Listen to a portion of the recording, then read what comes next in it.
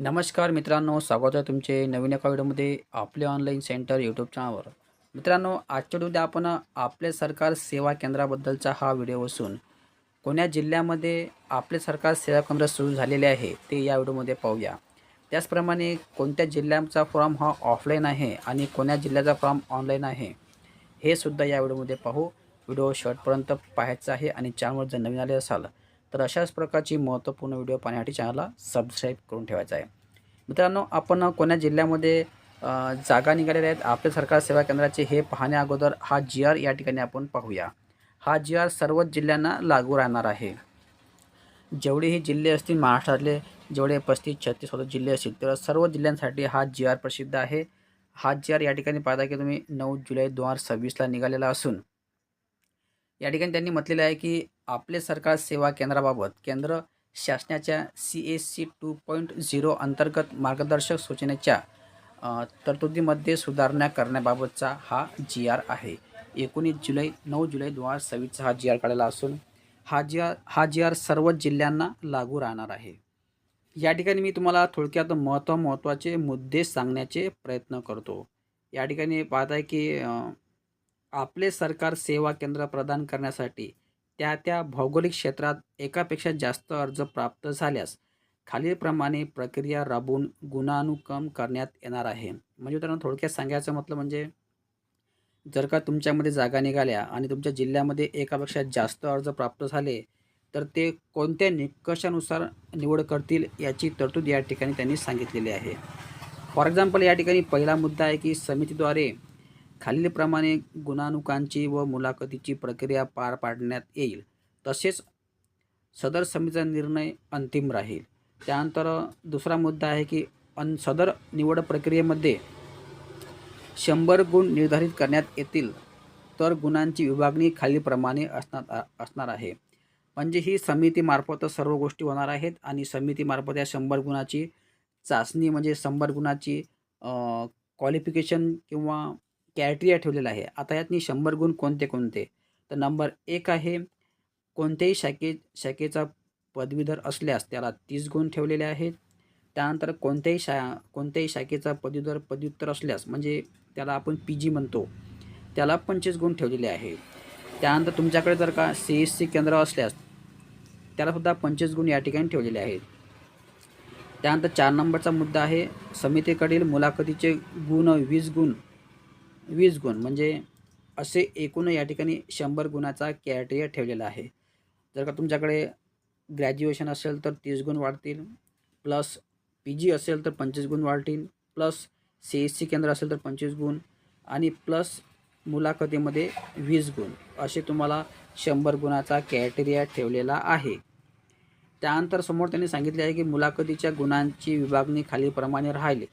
आता तुम्हाला मुलाखतीमध्ये जे 20 मार्क ठेवले आहेत ते कशा प्रकारे तर या ठिकाणी पहा तुम्ही तांत्रिक ज्ञान असल्यास तुम्हाला 6 गुण मिळतील. म्हणजे तुम्हाला ते मुलाखतीमध्ये काही प्रश्न विचारतील साधे आणि सिंपल. जर का तुम्हाला ते तांत्रिक संबंधी प्रश्न राहतील त्याचे उत्तर जर का तुम्हाला योग्य मिळाले तर त्यातनी 20 गुण ठेवलेले आहेत.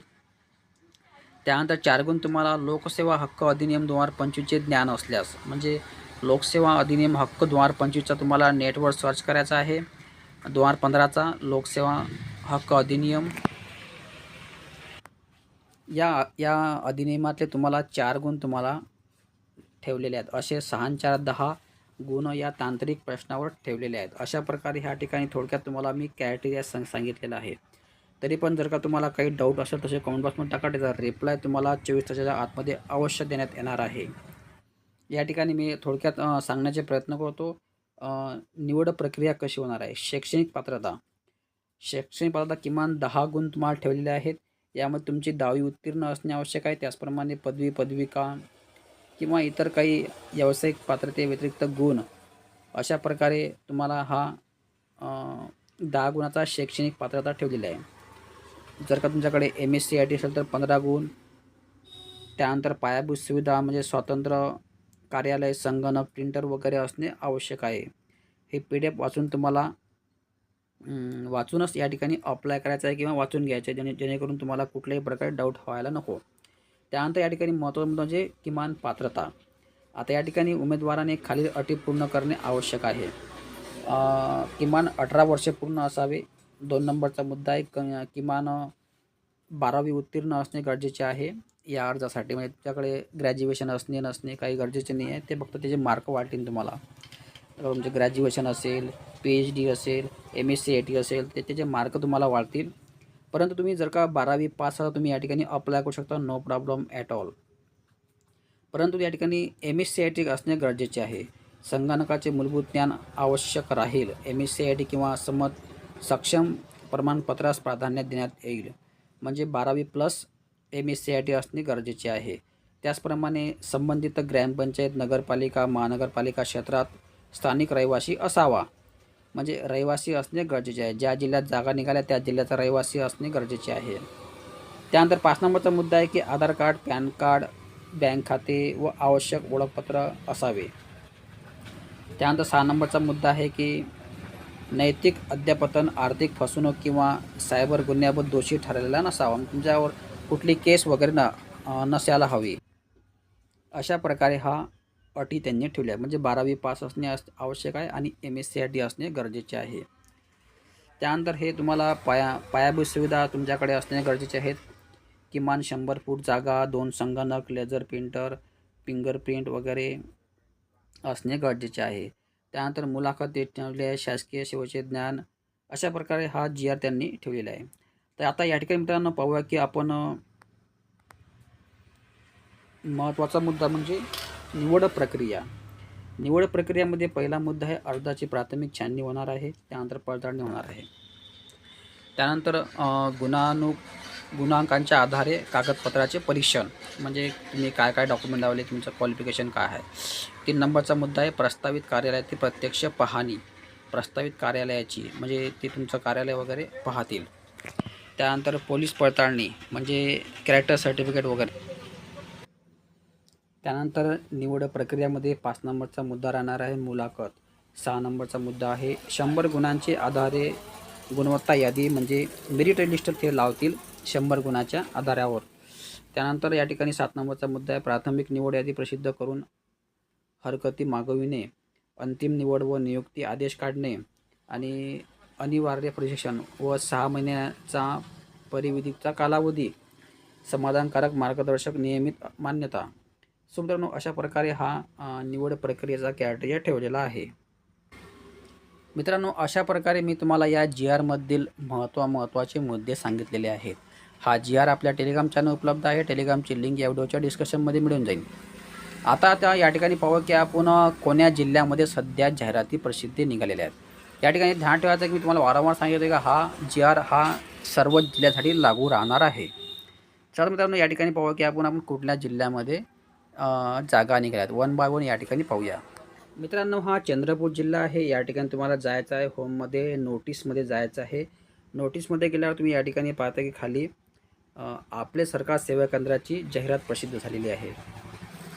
त्यानंतर या ठिकाणी पाहता की एक व्ह्यूचं ऑप्शन दिलेलं आहे. या ठिकाणी तुम्हाला क्लिक करायचं आहे. या ठिकाणी क्लिक करून संबंधित PDF चंद्रपूर जिल्ह्याची तुम्हाला पाहायची आहे. फॉर्म ऑफलाईन आहे की ऑनलाईन आहे या सर्व गोष्टी या ठिकाणी तुम्हाला दिसणार आहेत.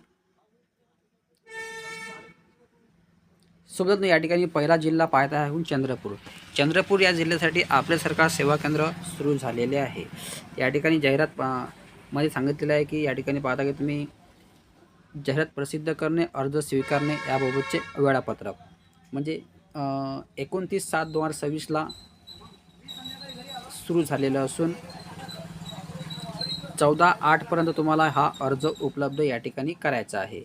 अर्ज या ठिकाणी हा ऑफलाईन असून तुम्हाला चंद्रपूर जिल्ह्याच्या या ठिकाणी जायचं आहे. त्या ठिकाणी तुम्हाला ऑफलाईन फॉर्म मिळणार आहे. तो फॉर्म तुम्हाला या ठिकाणी भरून द्यायचा आहे किंवा मग या स्पीडअपच्या खाली त्यांनी फॉर्म दिलेला आहे. तो याची प्रिंट काढून तुम्हाला स्वतःच्या अक्षराने भरून चंद्रपूर या ठिकाणी तुम्हाला सादर करायचं आहे जिल्ह्याच्या ठिकाणी. अशा प्रकारे हा फॉर्म दिलेला आहे. ह्या सर्व PDF आपल्या टेलिग्राम चॅनल उपलब्ध आहेत. त्यानंतर आता या ठिकाणी पाहूया की दुसरा जिल्हा पाहूया. मित्रांनो या ठिकाणी दुसरा जिल्हा काढलेला आहे मी वर्धा. तर या ठिकाणी वर्धा जिल्ह्यामध्ये जर तुम्हाला साईडवर आल्यावर या ठिकाणी पुन्हा पाहता की मुखपृष्ठ सूचनामध्ये गेल्यावर या ठिकाणी तुम्हाला खाली स्क्रॉल डाऊन करायचं आहे. त्यानंतर या ठिकाणी पुन्हा व्ह्यूचं ऑप्शन दिलेलं आहे. या ठिकाणी क्लिक करून तुम्ही वर्धा जिल्ह्यातसुद्धा फॉर्म सुरू झालेले आहेत. अशा प्रकारे या ठिकाणी तुम्हाला ह्या सर्व गोष्टी करायच्या आहेत. तर या ठिकाणी पाहता की तुम्ही ऑनलाईन अर्ज भरण्याची लिंक म्हणजे हा सदर फॉर्म हा ऑनलाईन असून याची ऑनलाईन तुम्हाला प्रिंट भरायची आहे आणि ऑनलाईन फॉर्म भरल्यावर संबंधित ते प्रिंट तुम्हाला वर्ध्याच्या ठिकाणी या जिल्ह्या ठिकाणी तुम्हाला ही प्रिंट सबमिट करायची आहे. म्हणजे वर्धा जिल्ह्याचा फॉर्म हा ऑनलाईन आहे. याची लिंकसुद्धा या ठिकाणी त्यांनी दिलेली आहे. तुम्हाला सर्व गोष्टी पाहण्यासाठी या वेबसाईटवर यावं लागेल वर्धा जिल्ह्याच्या. त्यानंतर या ठिकाणी आहे तिसरा जिल्हा म्हणजे रत्नागिरी. पुन्हा तुम्हाला या सांगितल्याप्रमाणे या वेबसाईटवर यायचं आहे.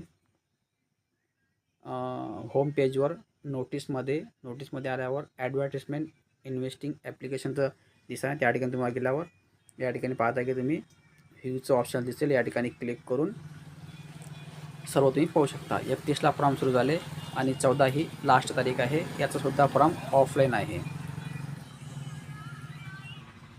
मित्रांनो, चौथा जिल्हा आहे जळगाव. तुम्हाला या साईडवर यायचं आहे जळगाव.gov.in. हे तुम्हाला माहीतच असेल. पुन्हा तुम्हाला मुखपृष्ठामध्ये सूचनामध्ये आहे. सूचनामध्ये गेल्यावर पाहता की तुम्ही आपल्या सरकारची जाहिरात तुम्हाला दिसेल. या ठिकाणी पाहता की प्रारंभिक डेट आणि शेवटची तारीख 31/8 ही शेवटची तारीख आहे. त्यानंतर पहा या ऑप्शनला क्लिक करून तुम्ही जाहिरात पाहू शकता. त्याचप्रमाणे हा फॉर्म ऑफलाईन असून PDF काढून तुम्हाला संबंधित डिपार्टमेंटला सेंड करायची आहे किंवा पाठवायची आहे. ऑफलाईन द्यायची आहे ऑफलाईन.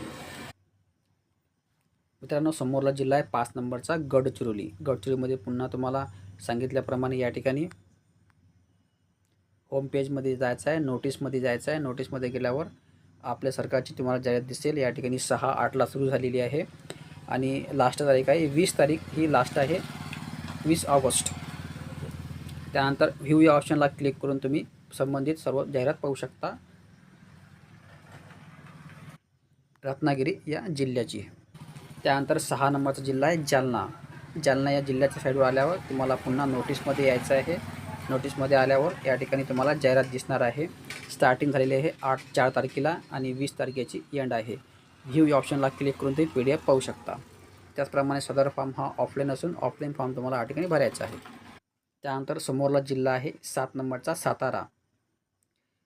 या ठिकाणी नोटीसमध्ये आल्यावर तुम्हाला पुन्हा खाली स्क्रोल डाऊन करायचं आहे. या ठिकाणी 3 तारखेला फॉर्म सुरू झालेले आहेत आणि 18 तारीख ही लास्ट आहे. त्यानंतर या ठिकाणी पाहता की तुम्ही आपल्या सरकार सेवा केंद्रात मागणीचा अर्ज नमुना म्हणजे हा सुद्धा फॉर्म ऑफलाईन आहे. या ठिकाणी तुम्ही क्लिक करून व्ह्यूला क्लिक करून PDF करू शकता.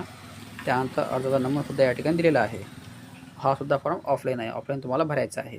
PDF काढून डाउनलोड करून हाताने पेनाने भरायचा आहे.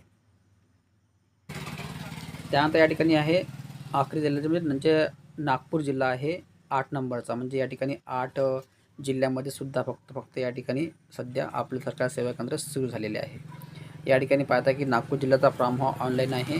या ठिकाणी त्यांनी ऑनलाईन फॉर्म भरण्याची लिंक दिलेली आहे आणि 31 तारखेला फॉर्म सुरू झालेले असून 31 तारीख ही 8व्या महिन्यातली म्हणजे या महिन्यातली ही लास्ट तारीख आहे. या ठिकाणी PDFचं ऑप्शन दिलेलं आहे आणि हे लिंकसुद्धा या ठिकाणी दिलेलं आहे. अशा प्रकारे मित्रांनो या ठिकाणी एकूण 8 जिल्ह्यामध्ये आपल्या सरकार सेवा केंद्र सुरू झालेले आहे आणि जे मी सुरुवातीला तुम्हाला GR सांगितलेला आहे तो GR सर्व जिल्ह्यासाठी लागणार आहे आणि सर्व जिल्ह्यांच्या जागा या ठिकाणी निघणार आहे. सुरुवातीला फक्त 8 जिल्ह्यात निघालेले आहेत आणि 8ही जिल्ह्याची मी तुम्हाला या ठिकाणी थोडक्यात माहिती सांगितलेली आहे कसे वगैरे पाहायचे. तर त्याचप्रमाणे तुम्हाला कोण्या जिल्ह्याचा ऑनलाईन फॉर्म कसे भरावे त्याचप्रमाणे ऑफलाईन फॉर्म कसे भरावे हे तुम्हाला कॉमेंट बॉक्समध्ये टाका. त्याचा रिप्लाय तुम्हाला अवश्य देण्यात येणार आहे.